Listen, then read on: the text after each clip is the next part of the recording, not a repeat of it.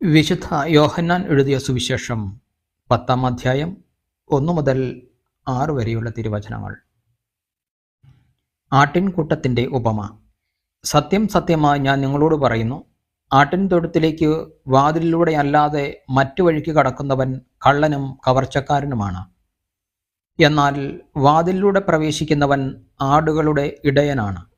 കാവൽക്കാരൻ അവന് വാതിൽ തുറന്നു കൊടുക്കുന്നു. ആടുകൾ അവൻ്റെ സ്വരം കേൾക്കുന്നു. അവൻ തൻ്റെ ആടുകളെ പേര് ചൊല്ലി വിളിക്കുകയും പുറത്തേക്ക് നയിക്കുകയും ചെയ്യുന്നു. തനിക്കുള്ളതിനെയെല്ലാം പുറത്തിറക്കിയിട്ട് അവൻ അവയ്ക്ക് മുമ്പേ നടക്കുന്നു.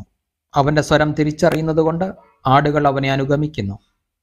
അവ ഒരിക്കലും അപരിചിതനെ അനുഗമിക്കുകയില്ല. അന്യരുടെ സ്വരം അറിയാത്തതിനാൽ അവ അവനിൽ നിന്ന് ഓടിയകലും. യേശു അവരോട് ഈ ഉപമ പറഞ്ഞു. എന്നാൽ അവൻ തങ്ങളോട് പറഞ്ഞത് എന്തെന്ന് അവർ മനസ്സിലാക്കിയില്ല. നമ്മുടെ കർത്താവായ മിശിഹായിക്ക് സ്തുതി.